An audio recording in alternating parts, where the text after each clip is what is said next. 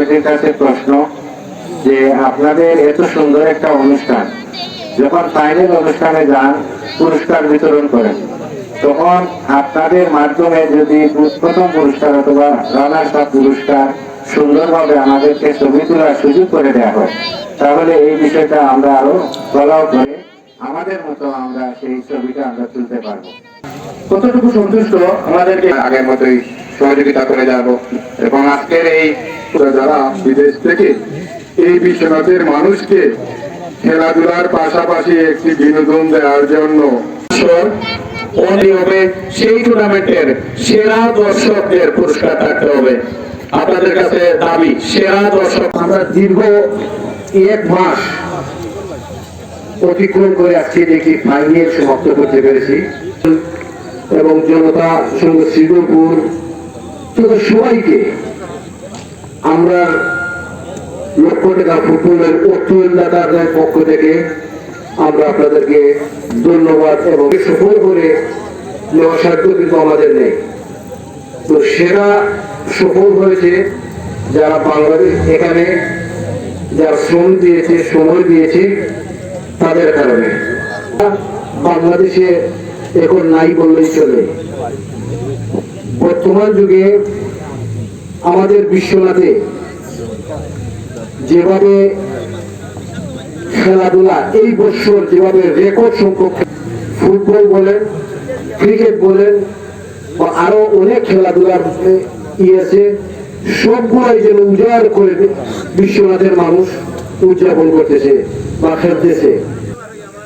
তাই আমি চাই যে আমাদের প্রবাসীদের পাশাপাশি আমাদের দেশের মানুষ বিত্তশালীরাও যাতে এগিয়ে আসে। এই লক্ষ টাকা ফুটবল টুর্নামেন্ট একটা সফলতা আমি বলতে হয়, যেটা শুরু থেকে পঞ্চম আসর পর্যন্ত চলে এসেছে।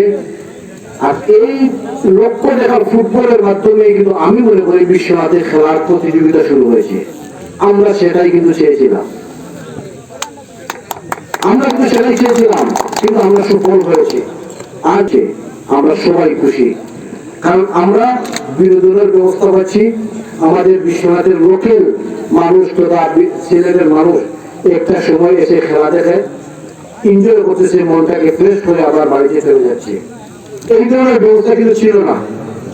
একটা জায়গায় একটা খেলা হতো, এখন যেরকম প্রত্যেকটা এলাকাতে খেলা হচ্ছে এবং বিগ বাজেটে খেলা শুরু হচ্ছে। আমরা সেদিক থেকে কিন্তু আমরা লক্ষ টাকা ফুটবল টুর্নামেন্টের যে সফলতা, সেটা কিন্তু আপনারাই বিবেচনা করবেন। আমরা মনে করি আমরা সফল হয়েছি, আমরা সেটাই চেয়েছিলাম।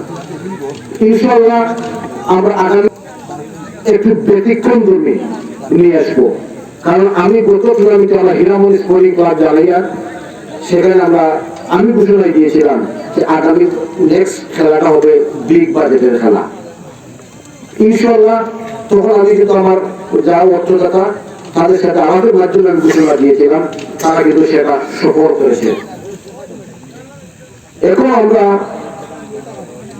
আমাদের এখানে একজন অর্থদাতা আছেন, বিশিষ্ট শিল্পপতি, উনি বলবেন সেটা ওনার উপরে আমরা ছেড়ে দেব।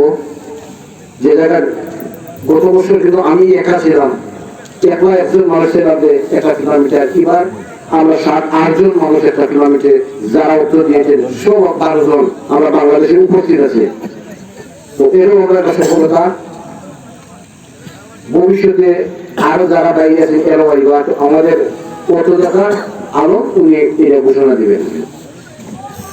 তো আমরা চাই বিশ্বনাথের খেলাটা বাংলায় মুন্নাবাই বলেছিলেন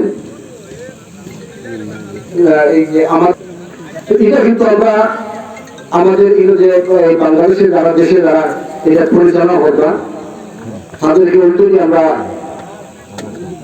বলে দিয়েছি যে আগামী বছর ব্যতিক্রম ধর্মী পুরস্কার বিতরণী অনুষ্ঠান হইব। এই মাঠেই হবে, কিন্তু স্টেজে হবে না। আমরা চেষ্টা করব বিশ্বকাপের আলোকে খেলা শেষ হওয়ার সাথে সাথে মাঠের মধ্যখানে একটা স্টেজ বানিয়ে সেখানে পুরস্কার বিতরণ হবে। আমাদের এটা বিষয় না, আমরা যে আপনারা ঘুরিয়ে দেব কি আর আমরা ঘুরিয়ে দেব এটা করবে, এটা কিন্তু আমার দাবি এবং আমরা যারা আসুন সবারও দাবি যে আমরা বিশ্বনাথে একটি স্টেডিয়াম চাই, এটা আমরাও দাবি। আমার সবার দাবি, আমি কিন্তু গতকালকে একটা অনুষ্ঠানে বলছি যে খালি আমি দাবি করলে হইতো না, আপনারা যেখানে যে সুযোগ পাই আপনারাও দাবিটা তুলে ধরে যান। আমরা বিশ্বনাথে একটা উন্নত মানের আন্তর্জাতিক মানের একটা স্টেডিয়াম দরকার, কারণ আমরা বিশ্বনাথ প্রবাসী অধ্যুষিত এলাকা, আর আমরা চাইলে এটা পারবো।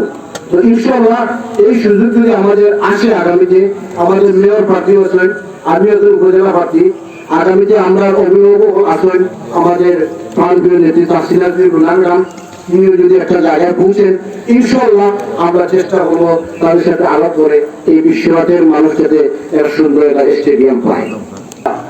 আলাদা একটা ব্যবস্থা করবা যাতে সাংবাদিকরা এক জায়গাতে বইয়া তাদের আলাদা একটা প্যাভিলিয়ন থাকে, যাতে প্রচারটা করতে তারা অসুবিধা না হয়। ইনশাআল্লাহ আরো ব্যবস্থা কথা এটা আপনারা বুঝিয়ে দিবা। কিন্তু আমরা আনলাম এটা, আমরা এবারও চিন্তাধারা আছে, তো এবার আমরা নাটোরে ডোয়া নিয়েছি, এর লাগে আমরা এটা আনছি না, তো আরো আমরা আনবো নাটোরে ডোয়া থাকবো। একটা হলে আমরা এর করলাম, কারণ এটা চলমান।